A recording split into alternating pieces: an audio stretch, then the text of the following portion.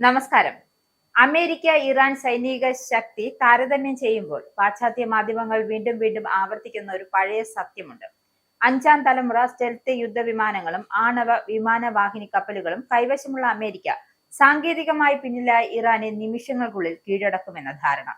അതായത് വ്യോമശേഷിയിൽ നോക്കിയാൽ ഇറാൻ ഇന്നും 1970-കളിൽ രൂപകൽപ്പന ചെയ്ത വിമാനങ്ങളെ ആശ്രയിക്കുന്നു എന്നത് സത്യമാണ് എങ്കിലും അവയെ പഴയതും പ്രയോജനമല്ലാത്തതും എന്ന് വിശേഷിപ്പിക്കുന്നത് വെറും മണ്ടത്തരമാണ്.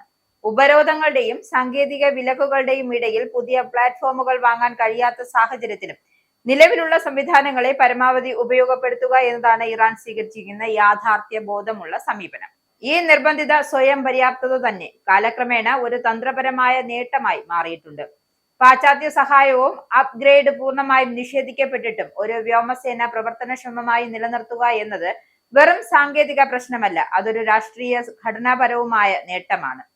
ഇറാൻ ഇപ്പോഴും F-14 ഡോംകാറ്റ് പ്രവർത്തിക്കുന്നു എന്ന ഏക രാജ്യമാണ്. പലപ്പോഴും പരിഹാസത്തോടെ പറയപ്പെടാറുണ്ട് എങ്കിലും എന്നാൽ വിമർശനങ്ങൾക്ക് പിന്നിൽ ഒരു അടിസ്ഥാന തെറ്റിദ്ധാരണയുണ്ട്. ഈ വിമാനങ്ങൾ ഇന്നും 1970-കളിലെ അവസ്ഥയിൽ തന്നെയാണ് എന്നൊരു ധാരണ. യഥാർത്ഥത്തിൽ ആഭ്യന്തരമായി വികസിപ്പിച്ച എവിയോണിക്സ്, മിസൈൽ ഇന്റഗ്രേഷൻ, പരിപാലന, സ്പെയർ പാർട്സ് സൊല്യൂഷൻ എന്നിവയിലൂടെ ഇവയെ ഇറാൻ പുനരാവിഷ്കരിച്ചിട്ടുണ്ട്. ഇവയെ ഫ്രണ്ട് ആൻഡ് ഡോഗ് ഫൈറ്റിനായി ഉപയോഗിക്കണമെന്നില്ല, മറിച്ച് ദീർഘദൂര നിരീക്ഷണവുമായി ഇന്റർസ്പെക്ഷൻ ചെയ്യുന്ന ഒരു ഇന്റഗ്രേറ്റഡ് എയർ ഡിഫൻസ് നെറ്റ്വർക്കിന്റെ ഭാഗമായാണ് പ്രവർത്തിക്കുന്നത്. അതുകൊണ്ട് തന്നെയാണ് ഓരോ വിമാനത്തെയും ഒറ്റയ്ക്ക് അളന്ന് പഴയത് പുതിയത് എന്ന കണക്കുകൂട്ടൽ നടത്തുന്നത്. യുദ്ധശാസ്ത്രപരമായ അപര്യാപ്തതയാണ്, മറിച്ച് വിലയിരുത്തേണ്ടത് അവ ചേർന്ന് നിൽക്കുന്ന മൊത്തം പ്രതിരോധ ഘടനയാണ്. സ്റ്റെൽത്ത് ശേഷിയാണ് അമേരിക്കയുടെ ഏറ്റവും വലിയ മുൻതൂക്കം എന്ന വാദം ഭാഗികമായി ശരിയാണ്. F-35, F-22 പോലുള്ള വിമാനങ്ങൾക്ക് കുറഞ്ഞ റഡാർ ക്രോസ് സെക്ഷൻ ഉണ്ടെന്നാണ് അവയെ കണ്ടെത്താൻ പരമ്പരാഗത റഡാറുകൾക്ക് ബുദ്ധിമുട്ടുണ്ട് എന്നത് സംശയമില്ല. എന്നാൽ സ്റ്റെൽത്ത് എന്നത് അദൃശ്യമാക്കലല്ല, മറിച്ച് കണ്ടെത്തൽ വൈകുക എന്നതും മാത്രമാണ്. ഇറാൻ ആശ്രയിക്കുന്നത് ഒരേ ഒരു റഡാർ സിസ്റ്റത്തിലല്ല, പകരം വ്യത്യസ്ത ഫ്രീക്വൻസികളിൽ പ്രവർത്തിക്കുന്ന റഡാറുകൾ, പാസീവ് ഡിറ്റക്ഷൻ സംവിധാനങ്ങൾ, ഭൂമിശാസ്ത്രപരമായ മറവുകൾ, ഡീകോയ് തന്ത്രങ്ങൾ എന്നിവയുടെ സംയോജനത്തിലാണ്. ഇതിലൂടെ സ്റ്റെൽത്ത് വിമാനങ്ങളെ പൂർണ്ണമായും തടയാനാകില്ല എന്നത് സത്യമാണ്. അവയുടെ ദൗത്യങ്ങൾ കൂടുതലും അപകടകരവും ചെലവേറിയതുമാകാൻ ഇറാന് സാധിക്കും. യുദ്ധത്തിൽ അവരെ തടയുക എന്നതിലുപരി അവരുടെ ചെലവ് വർദ്ധിപ്പിക്കുക എന്നതാണ് ഇവിടെ പ്രധാന ലക്ഷ്യമായി കാണുന്നത്. ഇതേ ചിന്താധാരയിലാണ് ഇറാന്റെ നാവിക കണക്കുകൂട്ടലിലും വ്യക്തമായി കാണുന്നത്.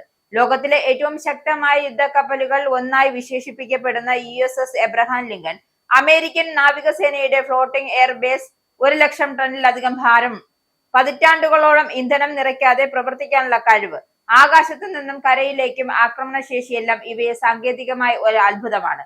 എന്നാൽ യുദ്ധം സാങ്കേതിക അത്ഭുതങ്ങളുടെ പ്രദർശനം മാത്രമല്ല എന്നതാണ് ഇറാന്റെ കണക്കുകൂട്ടലും. എന്തായാലും ആണവശക്തിയുള്ള ഒരു കപ്പൽ അതിവേഗത്തിൽ സഞ്ചരിക്കുന്ന ധാരണയിൽ നിലനിൽക്കുന്നുണ്ട് എങ്കിലും എബ്രഹാം ലിങ്കന്റെ ഔദ്യോഗിക പരമാവധി വേഗത എന്ന് പറയുന്നത് 30+ നോട്ടിക്, അതായത് ഏകദേശം മണിക്കൂറിൽ 56 കിലോമീറ്റർ മാത്രമാണ്. ഇത്രയും വലിയ കപ്പലിന് ഇതൊരു എഞ്ചിനീയറിംഗ് നേട്ടമാകുമ്പോഴും അതേസമയം ഒരു തന്ത്രപരമായ പരിധിയുണ്ട്.